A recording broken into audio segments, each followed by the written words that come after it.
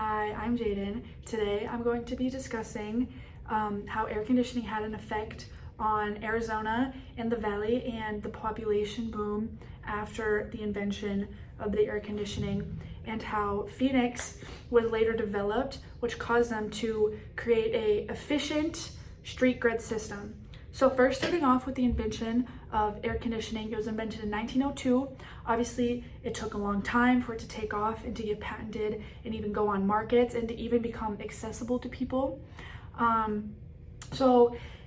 Before air conditioning in Arizona, there's an article by Page Priffer on the On Your or Only in Your State site, and it discusses how Arizona had a very small town feeling before the population boom, and a lot of people lived by the Salt River because there were lots of shaded trees there.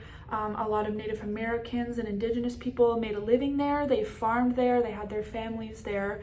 Obviously it was very hot, so like I said, the indigenous people of the land really only lived there because that's what they were used to. Not a lot of immigrants came to live there.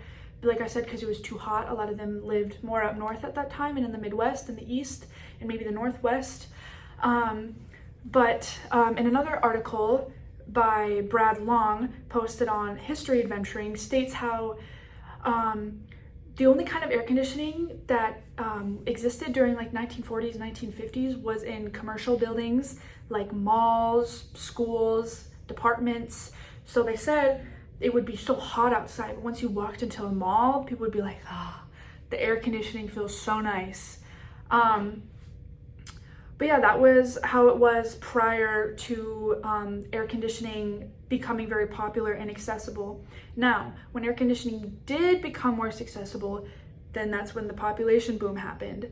An article written on Channel 2 News about the population boom after AC explains how once AC got cheaper, places and homes were able to get a lot cooler, and that's when Phoenix started to boom. A lot of people, like I said, from the Midwest, from the East, Northwest, just North in general, a lot of people started moving south.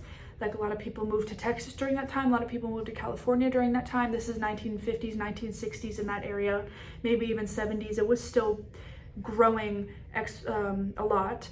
But this is specifically Phoenix. So it started going a lot in Phoenix. A real estate website called The Mortgage Brothers shows how air conditioning affected like the housing market greatly and real estate a lot in Phoenix. Just like building was crazy, and it shows that their statistics shows that 90% of homes have central air conditioning.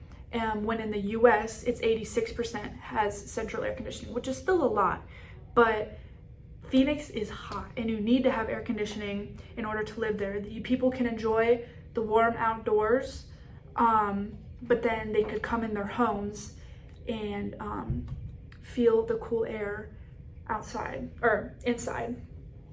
But yeah, a lot of people started to move from the north to the south. It was still more of a small town during that time, or a small town feeling. They hadn't necessarily boomed. Well, they were booming, but the city was slowly growing, trying to keep up with all the people moving in. But air conditioning is now accessible in malls, like commercial areas, as I was discussing, and now in homes. And because of the population boom, this now leads us to Phoenix being higher developed because of their more later development of the city. So this causes them to create a street grid system. The street grid is organized for the most part. There are some insufficiencies in them, but it's easier to detect the streets going north and south and east and west, so you are typically knowing which way you're going. It's pretty accurate, like to a compass, or maybe even more accurate if it's a perfect grid at least. Another article from History Adventuring describes the street grid in Arizona, provides detail and provides information on like how the older roads from Arizona were filled to become the new roads they are now. So they didn't have to make all these new routes, which I'm sure they did sometimes, but for the most part, it's still most of the same roads. But They also discuss the inconsistencies and the slight flaws, but the grid is sufficient, like I said, for direction.